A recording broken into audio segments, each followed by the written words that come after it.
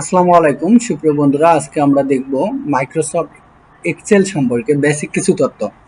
তো চলুন বন্ধুরা, কথা না বাড়িয়ে আমরা একটু মাইক্রোসফট এক্সেল সম্পর্কে জেনে নেই।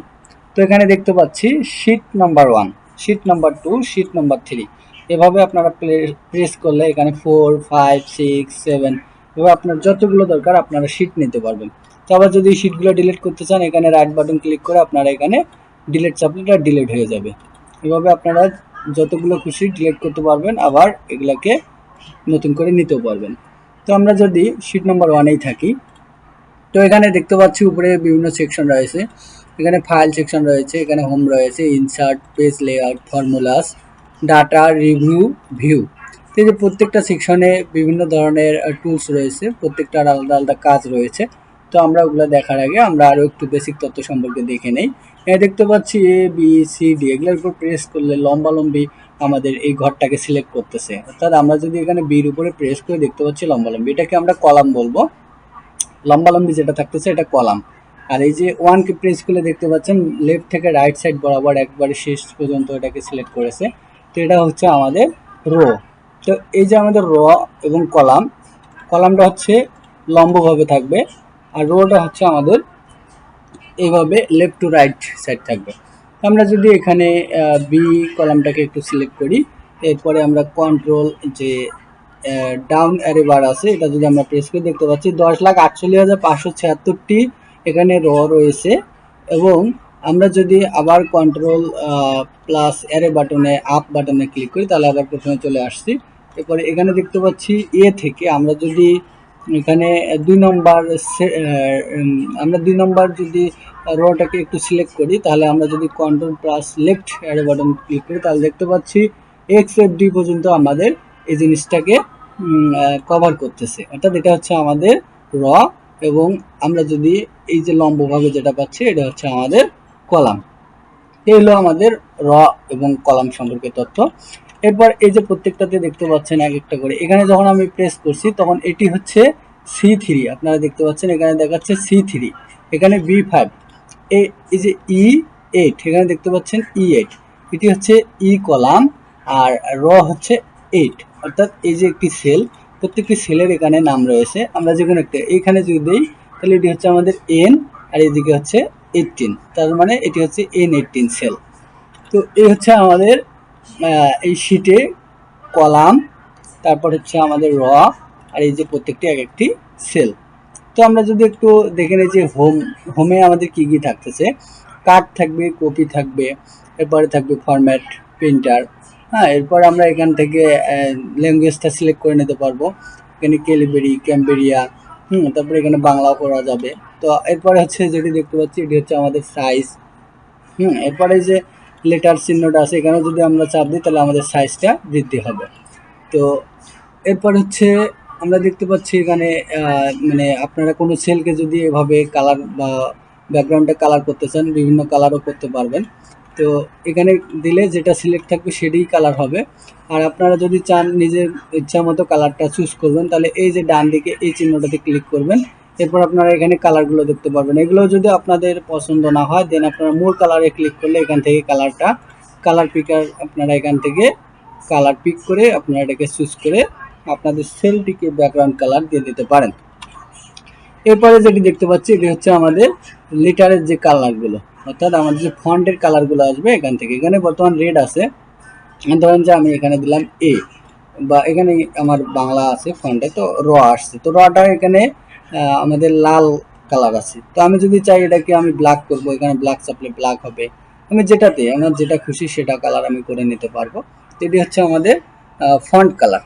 এরপর আমরা এখানে যদি কোনো একটা লেখাকে অ্যালাইন করতে চাই, অর্থাৎ এটাকে পজিশনটা দিতে চাই, তাহলে আমরা এই যে এটাকে আমরা টপ অ্যালাইন উপরের দিকে নিয়ে যেতে পারবো। এরপরে যদি আমরা দিই মিডিল অ্যালাইন করতে পারবো, অথবা আমরা এটাকে বটম অ্যালাইনও করতে পারি, নিচের দিকে নিয়ে যাবে লেখাটিকে।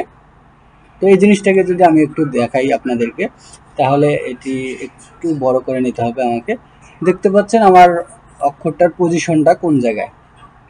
এখন এই অক্ষরটাকে যদি আমি মিডিলে নিতে চাই, তাহলে দেখেন আমার এখানে বর্তমান মিডিল অ্যালাইন হয়ে গেছে, কারণ এটা তো আমাদের হচ্ছে লম্ব বরাবর।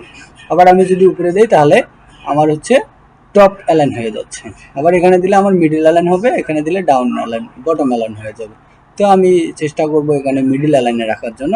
দেন আমি যদি এটাকে এখন এই মাঝখানে দিতে চাই তাহলে আমাকে কি করতে হবে, দেন আমি এখানে সেন্টারে দেব। টেক্সটটাকে কোথায় দিতে যাচ্ছি, সেন্টারে নাকি লেফট, এখানে অ্যালাইন টেক্সট লেফট আর এটা হচ্ছে রাইট। তাহলে আমি যদি এটাকে মিডিল দিতে চাই তাহলে মিডিলে চলে আসবে, এবং এই সাইজটা যদি আমি বড় করে দিতে চাই তাহলে এই যে এখানে আমি বড় করে দিতে পারবো, এটাকে আমরা ইচ্ছা মতো বড় করতে পারবো। তারপর এগুলো তো আমরা দেখতে পেলাম। তারপর লেখাটিকে আমরা এভাবে অ্যাঙ্গেলে লিখতে পারি, তারপরে এদিকে ঘোরাতে পারি, ভার্টিক্যালে লিখতে পারি, রোটেট করতে পারি। আমি যদি এটাকে দিই তাহলে দেখেন রোটেট হয়ে গেল লেখাটা আমার। তারপর রোটেট টেক্সট এদিকে ঘুরে গেল। মানে আপনাদের ইচ্ছে মতো আপনারা যেদিকে নিতে চান সেদিকে এই লেখাটিকে নেওয়া যাবে। তারপর এখানে দেখতে পাচ্ছি আমরা এটিকে লেফট সাইড রাইট সাইড আমরা এটাকে করতে পারি। হ্যাঁ, ধীরে ধীরে আমরা স্পেস বার দিয়ে যে কাজটা করি এটা দিয়ে আমরা এই কাজটা করতে পারি।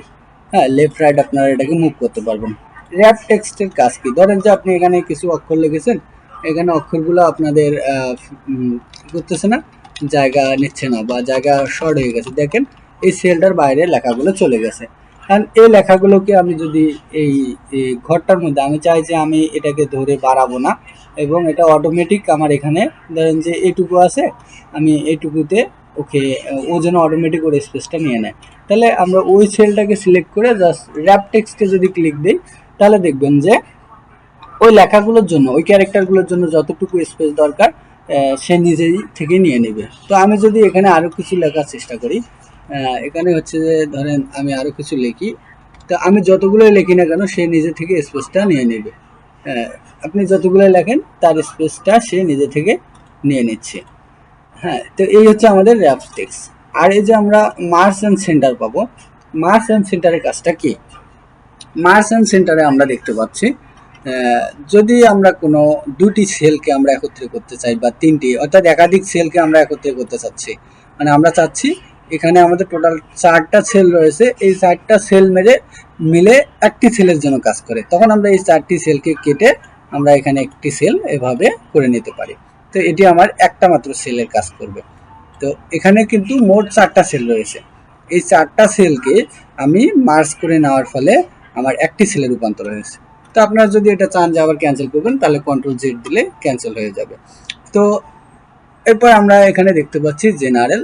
তো এখানে এই যে লেখাটার বিভিন্ন নেওয়া রয়েছে, নো স্পেসিফিক ফরম্যাট, এটা হচ্ছে বিভিন্ন ফরম্যাট লেখার।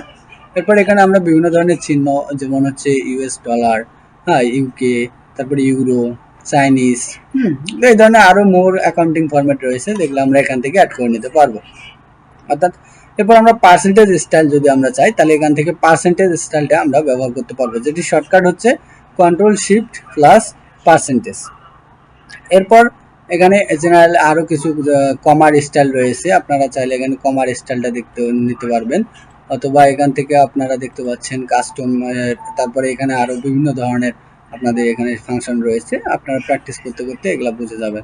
এরপর আমরা পাবো কন্ডিশনাল ফরম্যাটিং, এরপর পাবো ফরম্যাট স্টেবল, তারপর পাবো সেলের স্টাইল। তারপর এখানে আপনারা যদি চান যে সেলের স্টাইলগুলো আপনারা চেঞ্জ করবেন তাহলে আপনারা এখান থেকে সেলের স্টাইলগুলোকে চেঞ্জ করে নিতে পারেন। আমরা যদি একটু সেলের স্টাইলগুলোকে চেঞ্জ করি, দেখতে পাচ্ছেন আমরা বিভিন্ন ধরনের সেলের স্টাইলগুলো নিতে পাচ্ছি। তো আমরা যদি একটু এগুলো নেই, তারপরে ব্যাট নিচ্ছি, গুড, তারপরে নেসার, তারপরে ক্যালকুলেশন, হ্যাঁ এরপরে আমরা সেল চেক সেল দিতে পারি।